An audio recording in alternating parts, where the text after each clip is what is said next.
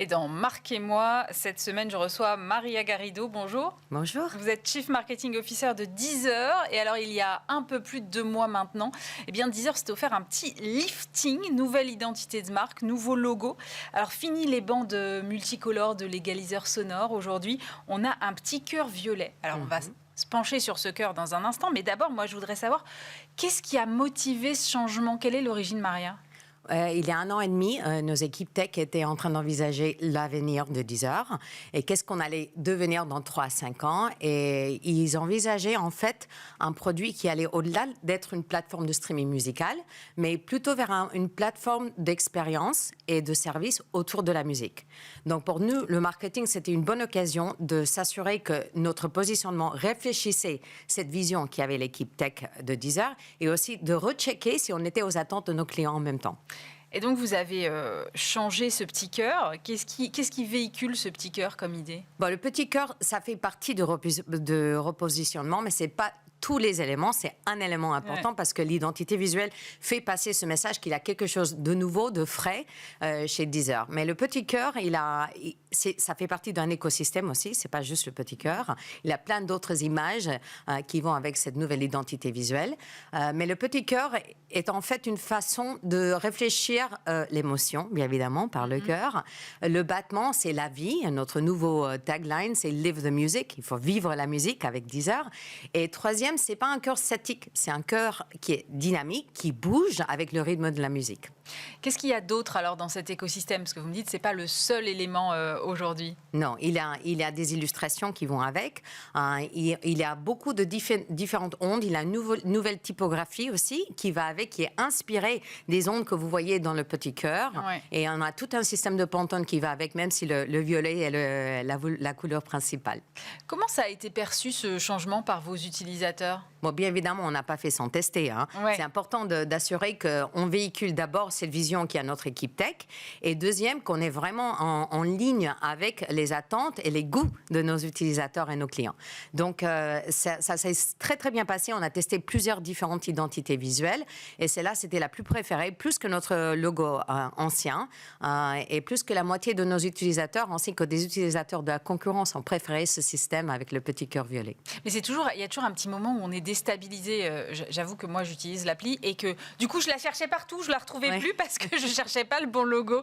Les gens l'ont adopté finalement assez vite? Assez vite, oui. Il y a toujours un risque d'aliénation. C'est toujours quand on fait un changement aussi dramatique comme ça, il y a toujours un petit risque et on avait mesuré ce risque.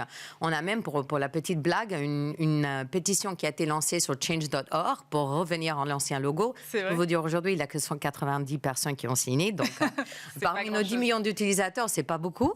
Mais oui, et sur l'application, même on a changé. Bien évidemment, on va beaucoup moins loin dans l'application que dans la publicité parce qu'il faut faire attention à ne pas perturber la navigation de nos utilisateurs et en même temps on en profite, on a une nouvelle page, une homepage qui est vraiment personnalisée à l'utilisateur ainsi qu'une page Explore qui vous permettent en fait de vivre ces expériences qu'on veut apporter à nos utilisateurs.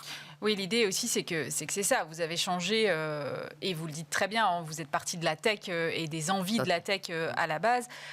On n'est plus seulement sur du streaming musical et de l'écoute, il y a d'autres fonctionnalités. Et c'est quoi les ambitions de Deezer? Comment vous allez vous définir? Parce qu'on disait toujours plateforme d'écoute. Aujourd'hui, c'est plus tellement ça, c'est autre chose. Bon, en fait, on passe d'un DSP, un Digital Streaming Platform, à un ESP, an Experiences Services Platform.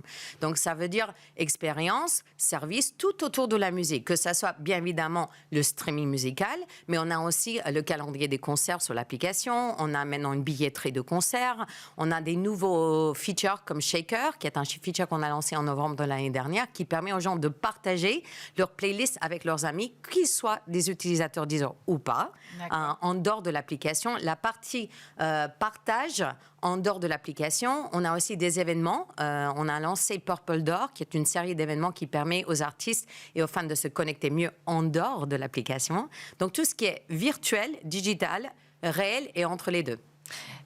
Ces nouvelles expériences, elles sont déjà adoptées par les utilisateurs. Vous avez déjà des résultats mesurés?